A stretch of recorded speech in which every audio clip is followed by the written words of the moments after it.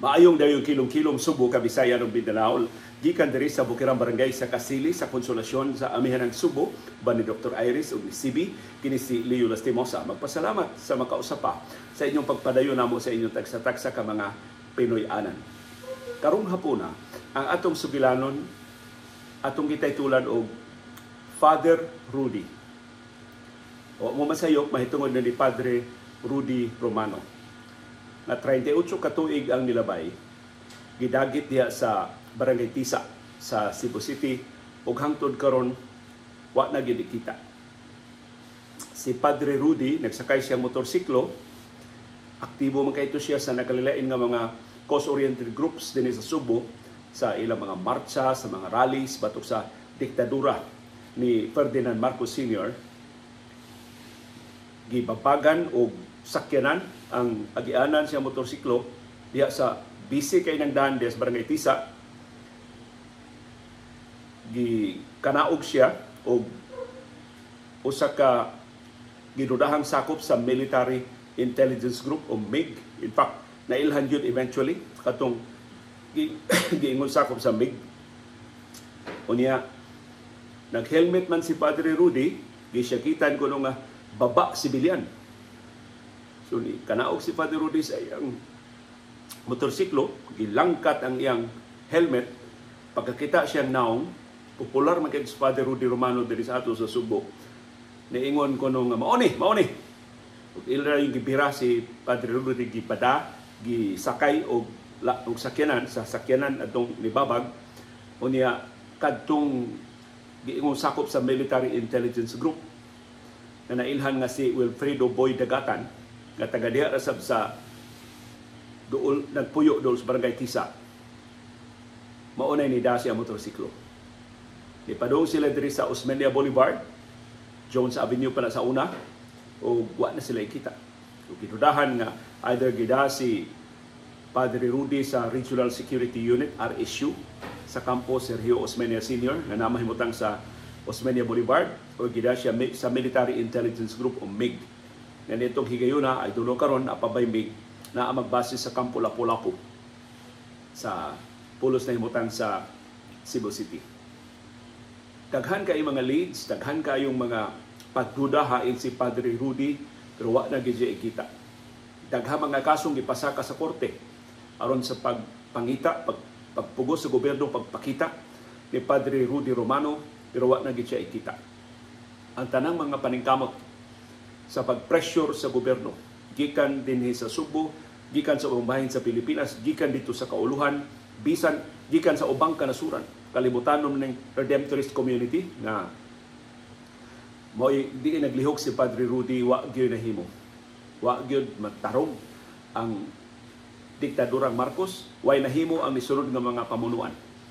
Bisag wa na si Marcos sa paghatag og hustisya sa kalit nga pagkahanaw, ug hantod karon wa pa gimasulbad na pagdagit ni Padre Rudy Romano. Si Padre Rudy dili taga Subo, pero suod kay siya sa mga Suboanon. Usa siya sa labing kugihan ug hantod karon way makalabaw sa iyang karisma, sa iyang dynamism, ug labaw sa tanan sa iyang kaligdong ug siyang kaisog sa pagpangu sa mga protesta batok sa diktadura ni Ferdinand Marcos Sr. Nataw si Padre Rudy September 26, 1940. So pareha big sumad sa adlaw natawhan ni Padre Rudy Romano. 1940 siya, 1964 ko. So kung buhi pa si Padre Rudy hantod karon 83 years old na siya. Si Padre Rudy Romano.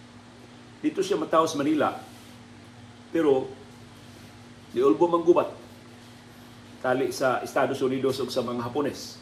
Moto ni bakwit ang ilang pamilya sa lungsod sa Villarreal sa Western Samar sa una, karon probinsya na sa Samar. Kay diha sa Villarreal, puwerte dako ang yuta sa ilang pamilya. Ang iyang amahan, ang iyang mga ginikanan, dunay 200 hektaryas nga luna diha sa Villarreal. Doon na sila tindahan, doon na sila mga sakyanang pamasahero, daghang negosyo. Way problema sa kwarta. ang pamilya ni Padre Rudy Romano. Gani ang iyang amahan nahimong mayor sa Villarreal. So ang taga Villarreal nakaila ni Padre Rudy Romano o sa mga sakop sa iyang pamilya. Nasa gamay pambata si Padre Rudy, relihiyoso man kay ito iyang mga ginikanan. So nasuod sa mga sa Redemptorist community diya sa Samar. So mga dagkong kalihukan sa Redemptorist community tungkol kay dako man ito ilang bahay, muhangyo ang Redemptorist community mahimo ba ana sa inyong bahay ipahigayon ng kalihukan. Of course, gi-welcome sa mga ginikanan ni Padre Rudy Romano ang mga Redemptorista dito. Si Padre Rudy sa iyang kalinghod, sa iyang pangkabata, putanaw sa mga kalihukas, mga Redemptorista. Malingaw siya sa ilang mga sutana, malingaw siya sa ilang mga ritual, sa mga santos nga misa, sa mga pangaliya, ug labaw sa tanan sa ilang mensahe. Pakigiusa sa katawhan sa Samar, pag-unong sa mga kabos sa Samar, pag-tabang sa mga bata, sa mga hamtong, sa mga labing na kinalagtabang dito sa Samar. Sa dihang nahingkod-hingkod ng panuigon ni Padre Rudy, pakigsulti na siya sa mga paring Redemptorista. Ug usa sa mga pari, nipasabot niya mahitungod na Saint Alphonsus, ang pangu sa Redemptorist community sa Tibuok Kalibutan. Si Saint Alphonsus, ganahan siya kaayo nga mutabang sa mga kabus sa labing na kinahanglan.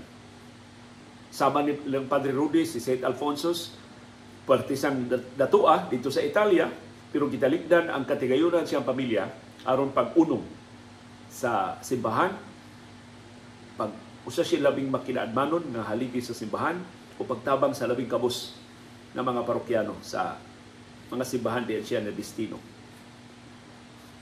O giingnan si Padre Rudy na kaming mga Redemptorista, bisag asa mi i-assign adto gyud mi sa mga urban poor communities, adto gyud mi sa rural poor, adto gyud mi sa mga mangingisda, adto gyud mi sa mga mag-uuma. Ang among constituents ang mga kabos, dili ang mga dato. So si Padre Rudy na daniman. Nananhin siya siyang amahan. Pwede magpari ko? Niya relihiyoso ba iya mga ginikanan? Di nalipay ang iyang amahan. Sige anak, ihatag ka na mo sa Ginoo pagtarong sa imong pag-eskwela sa pagkapari. Eskwela na siya. Nagseminarista na yun si Padre Rudy Romano o formal siyang gihangop sa Redemptorist community o nahimo siyang pari 18 years later. Sa ito pa, 1958 nahimong pari si 18 years later na-enroll na siya sa mga Redemptorist. Kunya, wa magdugay humas pila ka tuig na ordinahan na siya sa pagkapari. Yang assignment ni Father Rudy, Samar, Negros Island, Misamis Occidental, na destino siya Hingoog, na destino siya Iligan, na destino siya Dumaguete, and of course, na destino siya din sa Subo, na destino siya dito Baclaran. Kwanto si Father Rudy, dako kay ito siya brango sa Redemptorist community tungod sa iyang kaaktibo, o tungod sa iyang kakugihan, o tungod sa iyang kaligdo o liderato. Samtang din sa Subo, si Padre Rudy na bantog sa iyang karisma nga ang mga aktivista niya itong kababayan, nakaabot naman ko aning Father Rudy Romano. Crush kayo itong Father Rudy, kay gwapo man to si Father Rudy Romano. So, sungugon to siya mga kauban ng mga pare sa Redemptorista nga kilabot ng kolehiyala, ng mga kolehiyala diri sa Subo. Makilig man ang mga babae na makatapad sila ni Father Rudy Romano. Pero kung sa Father Rudy, wag yun ito mabantog na lihukan, na maldito, na doon ay extracurricular activities. Tinarong ito ang Father Rudy Romano. Gawas nga popular kay siya sa mga estudyante o sa mga batanon, si Father Rudy, popular sa kayo siyang networking skills. May kay siya mo network, may kay siya mo organisar o mga kaliyukan. Labos na may kay siya mangita og funding. Magkalisod-lisod ang mga grupo sa ilang kalihukan, may kay siya makakita. Doon siya mga higala sa London, doon siya mga higala sa Manila, doon siya mga contacts sa Mindanao.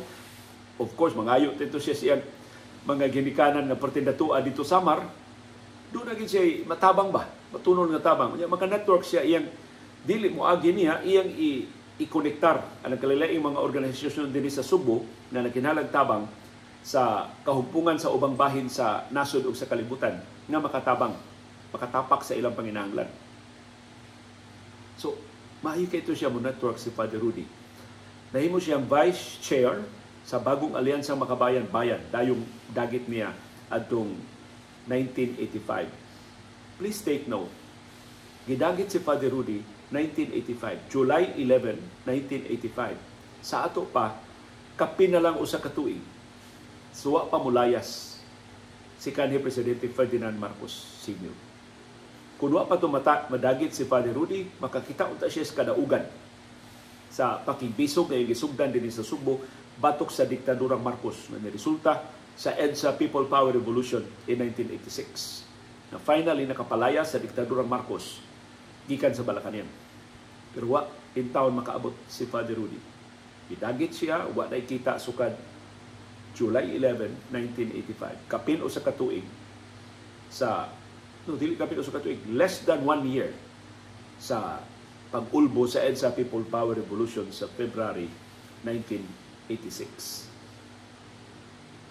Ang nahitabo ni Father Rudy, murag ang nahitabo ni Leon Kilat. Di man mo ikapanag-in, kay di man to warrior, di man to manggugubad si Father Rudy, pero si Leon Kilat, gipatay sa mga aliados, mga katsila, sa mga lokal man to ang nagpatay ni Leon Kilat, taga-Karkar, ang mga Noel, pero nakikonsabo sila sa mga katsila. Of course, ang tuyo kuno sa mga Noel, ang justification sa ilang pagpatay ni Leon Kilat, mao ang pagpreserbar sa Karkar. So, nang na-preserbar na nila ang rotunda sa Karkar. Kaya karon imbis sila pasilungan, nahimong saksi sa traffic mismanagement o mismanagement mismo sa ginatibukan sa syudad sa Karkar. Pero di na lang ito isgutan. Lain na sad na nga adlaw na itong isgutan. Pero si Leon Kilat, nangu sa revolusyon batok sa mga katsila din sa Subo, pila na lang kabuan, sawa pa mo surrender ang mga katsila. Sawa pa sila mulayas gikan din sa Pilipinas. So, di malas ba si Father Rudy o si Leon Kilat na ang ilang pakigbisog diha na gyud duol das ngili sa kadaugan? Not necessarily. Pero matawag si Father Rudy o si Leon Kilat nga mo'y labing isog o labing determinado. Kaya gisulti man sa atong katiguangan na ang labing niob nga bahin sa kagabhion mao ang dayong banag-banag. So, maka-imagine ka, mao ito'y labing desperado na mga higayon sa diktadura, nagtinga na ang diktadura, nahibaw ang diktadura, wala na sila suporta sa katawan, nahibaw ang diktadurang Marcos, nahibaw ang mga katsila nga nakamata na ang mga Pilipinon ug andam nang mupalayas, makig-away aron sa pagpalayas nila. So, labing desperado sila. Labing bangis sila batok sa mga nangahas pagsukol nila. Si Father Rudy in town, may usa sa ilang mga biktima in 1985, 1 year before the EDSA People Power Revolution. Daghan kay kog nahinabi na mga urban poor leaders din sa Subo. Sa diyan, aktibo pa ko sa aktivismo din sa Subo. Ug nasurpresa kay ko, kasagaran nila mo isgot ni Father Rudy. Kamoy nagtudlo nila og leadership skills. May nagtudlo nila og organizing. May nagtudlo nila og networking. Yan itong higayuna ato mga tuiga, wa pa magud ning mga terminuha. Pag-organisar, rally-rally, protesta ra gito. Pero behind the scenes, ang organization, ang networking, ang coordination sa nagkalain ng mga grupo, si Father Rudy mo nitudlo sa mga leader sa nagkalain ng mga grupo. In fact, imong pangutanon ni mga leader karon sa nagkalilain ng mga militante, mga grupo din sa Subo, ng mga hamtong na karon, kasagaran nila musulti sa batanon pa sila si Father Rudy. Maoy ilang na dunggan na nagpahigayong mga leadership skills seminars. Kasi Father Rudy, di lang ito siya kutob sa protesta. Ganahan kayo ito siya nga maghimo o mga seminars, ganahan kayo ito siya mutudlo o nagkalilain ng mga organisasyon. Doon na ito siya panahon. Kaya magmotorsiklo naman ito siya. So dali-dali na ito siya makaabot. Bisan asang bahin sa Subo niya. Kugihan. 45 years old pa si Father Rudy niya gidagit siya. So lingkod pang ipanglawas si si Father Rudy Romano. So talagsaon kaayo katong iyang organizing skills, katong iyang leadership skills, katong iyang networking skills, ug ang iyang yung papangitang funding sa nakalilaing mga organisasyon. Kahinumdum ko din Sugbo, dihay usa ka organisasyon nga na problema sib sa ilang opisina. Kay unsa ra magikwarta in town sa militante nga mga grupo, di man sila kakuha suporta gikan sa gobyerno o sa mga negosyante. So, sariling sikap to nila. Usa ka organisasyon na lisod sila, asa silang opisina. Na si Father Rudy man gayto, resourceful man gayto, kakita siya og bodega nga wa na gamita. So, nananghin sila sa tag-iya, mahimo bang adto mag-opisina? Ang tag-iya sa bodega, sympathizer man sa kalihukan, usa man sa mga nagpaluyos nga protesta batok ni Marcos, nisugot.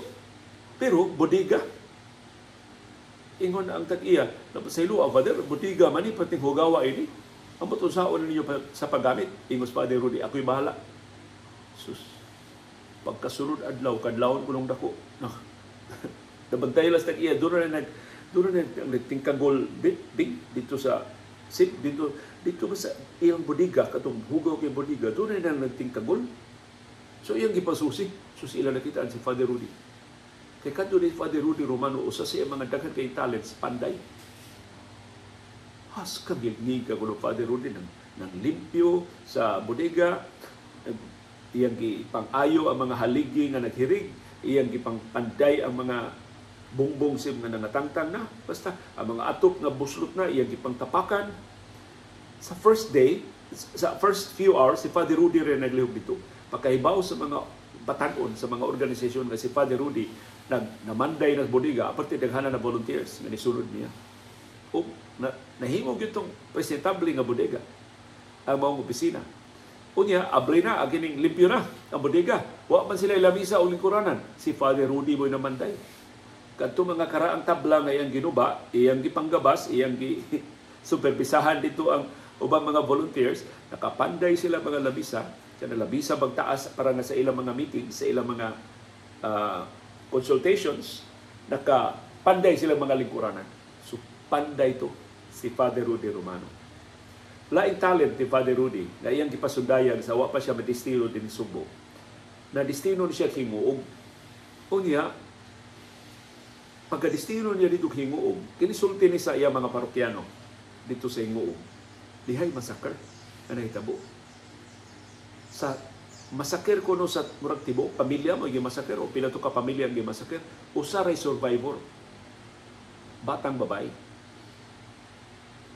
So, naglibog sila asa papuyo ng bata. Kay kung pagpabilin sa ilang barangay, kuyog tiwasan sa armadong mga tao nga nagmasakir nila, nagidudahang mga sakop sa militar, kay mga aktivista man to ang pamilyang gimasakir. Why duha-duha? Father Rudy ni Tanyag, aris parokya. Ari papuyon sa parokya. Kami mo bantay sa bata.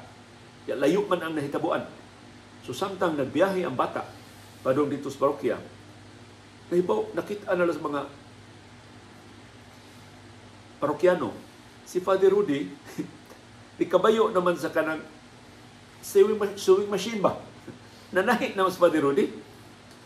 So usas mga babae nga, mo isastre, ingon, Father, unsa man ang gibuhat nimo, Father?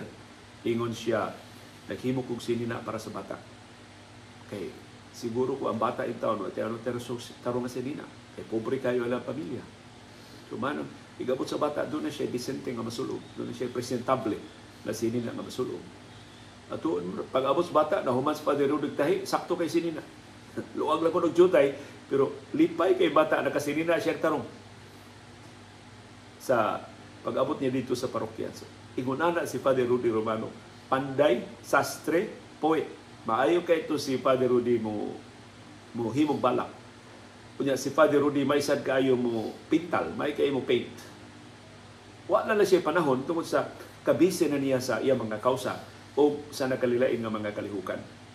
Pero hilabihan ka charismatic atong Father Rudy Romano nga bisan ang mga sektor na mahulga maunta kunuhay sa iya mga kausa, murag makasabot na lang ba nga sus ka pure og intensyon ani pariya. Wa man gid kay mahimong issue atong Father Rudy Romano asa kag issue dato Samar o niya nagpari o niya nakikipon sa mga kabus dinhi sa Sugbo. Si Father Rudy doon na siya panahon mo adto gyud siya mga rural areas. Diri na siya na-assign sa Redemptorist Church sa Cebu City. Mananghid dito sa Father Rudy, muadto mga lagyo nga mga parokya.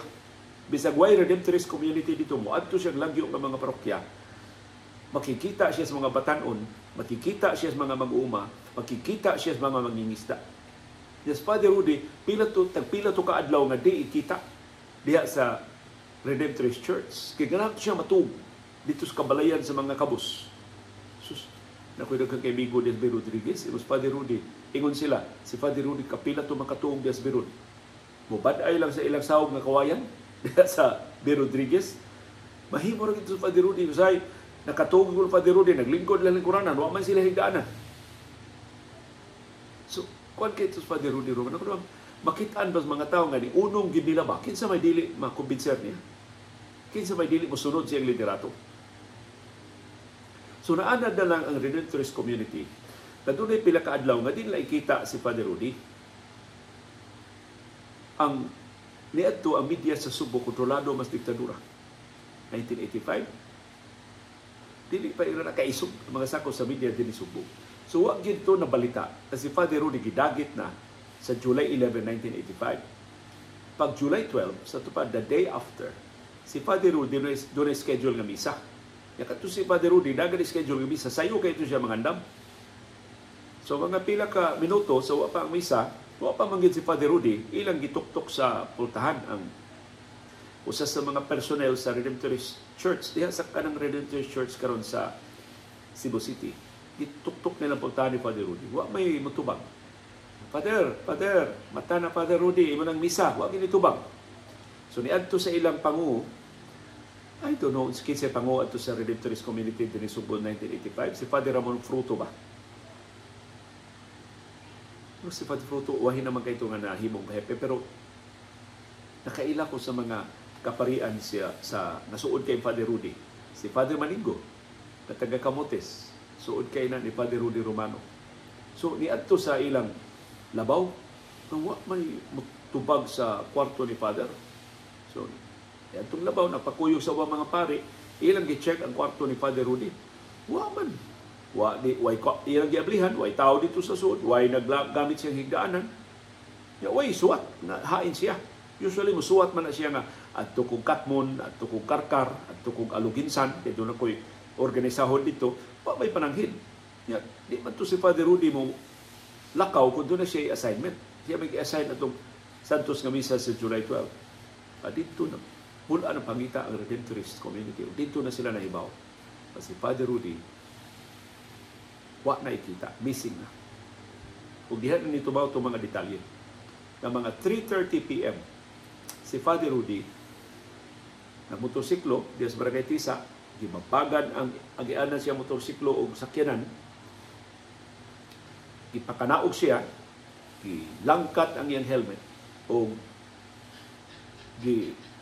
sakay siya sa sakyanan na atong armadong mga tao.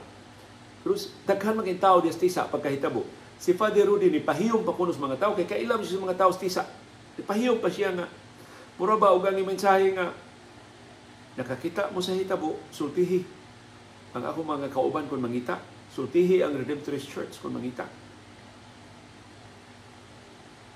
So, ipangita ni Father Rudy, wa mo kita.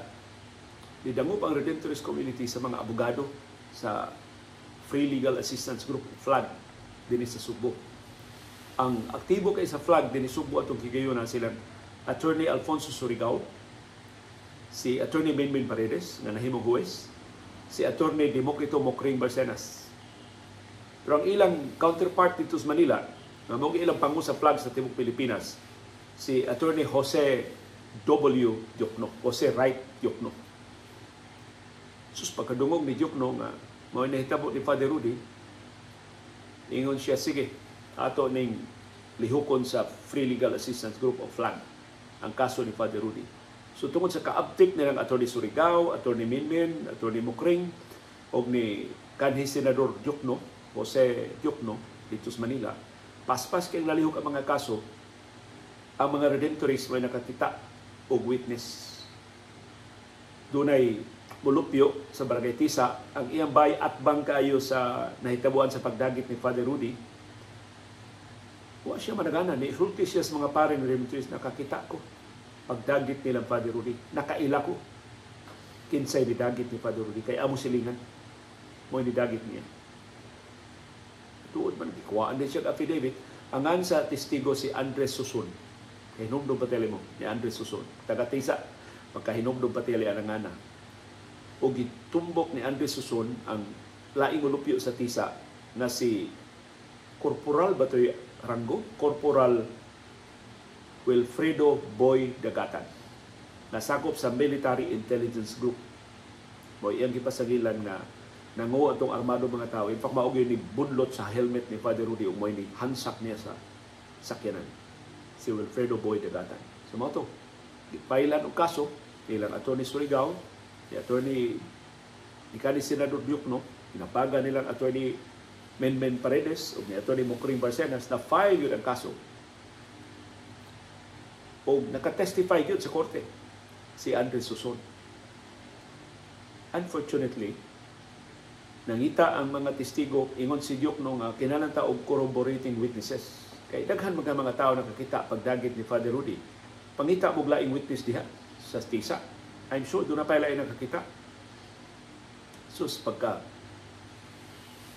pag-testify na ko no ni Andres Suson, ang iyang bahay des Tisa, wa na papahuaya.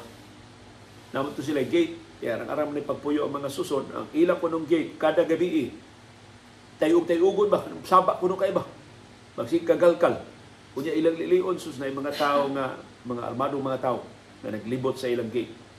Wa sila rakraki, wa sila lungkaba, wa guba ang gate, pero gisigihan og kuan ba? Gisigihan og galgal ang gate, gisigihan tayog ang gate. Ni perting kagalkala, perting sabaa, tunga-tungang gabi kadlawong dako.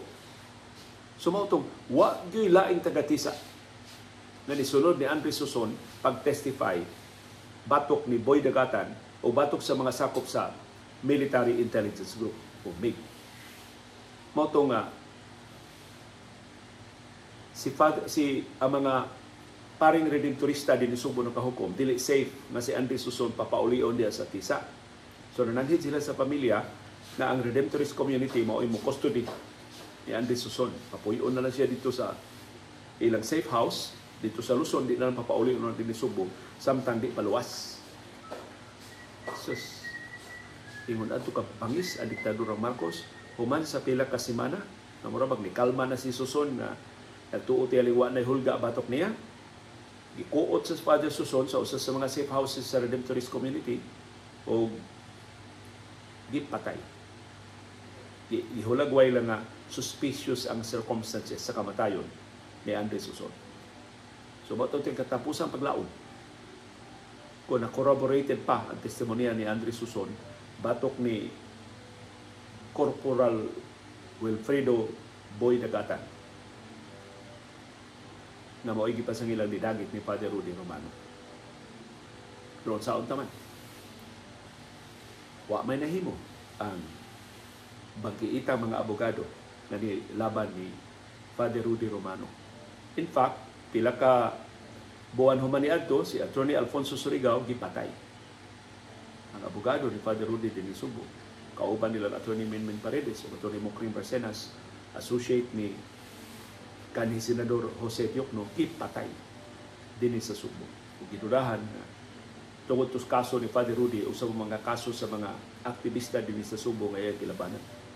Kay si Attorney Surigao o sa abogado ni Levi Ibanez. Kato si Levi Ibanez, aktivista itong nga estudyante nga gidagit sa samang adlaw.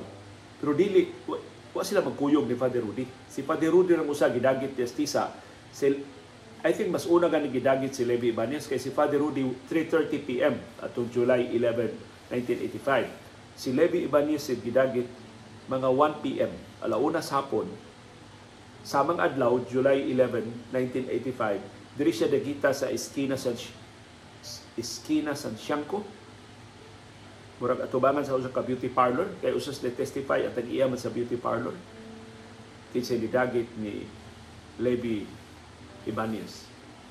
Lahi sa kang Father Rudy ka nailhan si Boy Dagatan, sa kang Levi Ibanez wa gyud nailhan. Di man to taga diha ang mga armado mga tao. O niya mausad ipasakay sa si Levi Ibanez o karaan na sakyanan, samtang gitiunag armas ang iyang o niya wa na gid kita si Levi Ibanez. So same day nagidagit sa buwag ng mga okasyon sa managlahi ng mga oras, nagligas lang og pila ka oras ang pagdagit ni Levi Ibanez o ni Father Rudy Romano. Kang Levi Ibanez, si Atty. Surigao sa to ang ipasaka o petisyon sa writ of habeas corpus. Aron pungson ang gobyerno pagpakita ni Levi Ibanez. Kunya apil sa gikiha ni Atty. Surigao, si Juan Ponce Enrile, si Defense Minister, si Fidel Ramos. Si Ramos ni adto mura og hepe sa PCINP. No, dili pa to INP, PC, Philippine Constabulary. Kay 1985 pa man. And of course, si General Mariano Bacay, na mo'y pangu sa kapulisan din sa dili kapulisan, kakusablihan pa to. But of course, dilungtad man ni after na EDSA, after na 1986 kining kasuha. O si General Renato Icarma, na mo'y pangu sa Armadong Kusog din sa Kabisayan, nagbase niya sa Kampo Lapu-Lapu o mao'y pangu sa ubos niya ang Military Intelligence Group. Sa kangigngig abogado atong Attorney Alfonso Surigao, iya gyud nakumbinser ang korte na i-line up ang tanang personnel sa RSU, sa kakustablihan o sa MIG sa Armadong Kusog. At of course, ang testigo in town na hadlok, wa gyud makaila sa mga suspect. Plus ang MIG ra ug ang RSU ang nagbuot kinsay mga ahente nga ilang ipresentar. Di ka sila mutug-as korte kinsay ilang mga personnel na nag-duty atong July 11 sa pagkadagit nila Father Rudy o ni Levi Ibanez. Sa ato pa, sa niaging 38 katuig, way kalainan ang sitwasyon sa Pilipinas. Ang mga biktima sa pagpanagit, ang mga biktima sa pagpanghasi, tabla. Di makapaabot o justisya. Kay mahadlok ang mga testigo, way umuy ang kapulisan sa pagtinuod o imbestigar. Labi nag ilang kaugalingo mga kauban, mao'y kipasangilan na nahilampigit sa krimen. Nawa na si Marcos, dipoli si Cory Aquino, napolihan si Fidel Ramos, napolihan ni Erap, napolihan ni Gloria, nakapuli na lang si Noynoy, ang anak ni Cory, nakapuli si Duterte, nakapuli na lang si Marcos, ang anak sa diktador. Way kausaban ang sitwasyon din sa nasod. Ang mga biktima sa laktod nga pinatyanay, ang mga biktima sa involuntary disappearances, hantod karon way daganan. Way paglaom na makakuha og justisya. Doon ay pipilak ka mga kaso na nagmalampuson sila pag-recover sa pasyente, sama itong mga aktivistang gidagit din sa Subo. Pero sa latest count, as of last July 11, atol sa ika-38 anibersaryo sa pagkawagtang ni Father Rudy, ang katapusang ihap, dula na 1,800 ka mga desaparecidos diri sa ato sa Pilipinas. Si Father Rudy, ang iyangan giapil ang pagtayog sa mga desaparecidos sa Rojas Boulevard diha sa Kauluhan. O si Father Rudy na apil sa mga protesta sa nakalilaing kanasuran sa kalibutan batok sa mga desaparecidos diri sa Pilipinas ug sa ubang kanasuran. Pero 38 years later, kahanap ang kahigayunan, nabuhi pa si Father Rudy Romano. Pero symbolic na pag-ila o pagpasidungog ni Father Rudy hantod karon sa listahan mga pari sa Redemptorist Church din sa Pilipinas, naaangan ni Father Rudy. Sa kinauhian nga bahin sa lista, gisulti si gilista si Father Rudy Romano, alive but missing. Ilag yung gihulagway na buhi pa si Father Rudy, wa palang ikita. Kung nagpabiling malaumon ang mga redemptorista, na kung di naman ikita si Father Rudy, mahibawan o sa gitiloon nga nahitabo niya, o manubag ang mga responsable. Kapait sa nahitabo ni Father Rudy, o mas pait pa yun ang kamaturan na dili lang siya mo nahitabuan, o gati lang siya mo nahikawan o justisya. Kung si bako masundan pa, wa say garantiya nga makaangkong hustisya ang mga biktima. Na usa sa dasig nako pag hisgot sa kinabuhi o sa pakigbisog o sa pagdagit ni Father Rudy Romano. Morning, iyang paboritong awit. Usa siyang paboritong awit. Waray-waray man to si Father Rudy. Pero kadto ko na si Father Rudy, bisan sa iyang kabatanon, mapailubon. Dili siya impatient. For example, na ako na yung mga meeting. Sayo mga ito siya matungag mga meeting. Samtang papaabot siya meeting, dili siya magbagulbol. Ano siya man itong, hay naman itong uban. Si Father Rudy ko muhilong, maglingkod, maghinok, mamalandong, or magbasa sa iyang umaabot ng mga schedule, or magham, or mukanta. May nasa ito mukanta si Father Rudy. May kayo ito si Father Rudy musista. So si Dr. Iris, o nakaila pang Father Rudy, ganahan tingali ka isa ni Father Rudy Romano muminaw sa iyang sista. Yan ay usa sa mga paboritong awit ni Father Rudy Romano na may kanunay niyang awiton, may kanunay niyang iham, o iyang yung awiton, kaya naka-memorize man siya sa lyrics, samtang magpaabot siya sa iyang mga meeting, susunod niyang mga kalihukan, o sa iyang mga kaistorya, nalangay sa pag-abot, o dayon makaabot sa schedule. Ang title ini maong kanta, I'm sure dungog na tayo yung kantaha. Pero gisusin ako kinsay composer. Wajud ko katultol. Ang ako ran hibawan mao nga gikanta ni sa ila pang mga katigwangan. Dagha mga magsusuwat ningon, gikanta ni sa akong nanay. Sa gamay pa kong bata. Wa na siya kahibaw kinsa gyud nagtagik ini, kinsay nag-compose ining kantaha. Pero Cebuano song ni. So remarkable nga si Father Rudy waray-waray ang iyang usa sa labing paboritong kanta, kining kanta nga naguluhan og Sinina Kong Gisi. Pasahiluwa hinaut makasabot mo nga di lang ako kantahon kay murag madaot ang atong programa kung atong kantahon. Pero mao ang lyric sa kanta. Sinina Kong Gisi, sanglit usara ka buok. Usara ka buok kang nanay pagalabhan. Dili almerulan, dili almerulan. Basta makaabot lang sa eskwelahan. Tiempong ting recess, kuyog sa akong classmate, palit sila og pan, ako naglantaw. Ako nagalantaw, murag kahilakon. Pobre si nanay, way ipabalon. Tiempong ting sanggi, kaon kamig mais. Tiempong ting gutom, saging lang intawon. Muhilak si nanay, muhilak si tatay, sila sa among kapobre. Muni ang usas mga paboritong awit ni Father Rudy Romano nga naguluhag, Sinina Kong Gisi. Hinaot di ta makalimot ni Father Rudy Romano.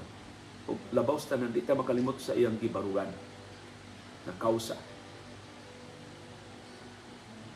O kung gusto lang mo pasidungog ni Father Rudy Romano,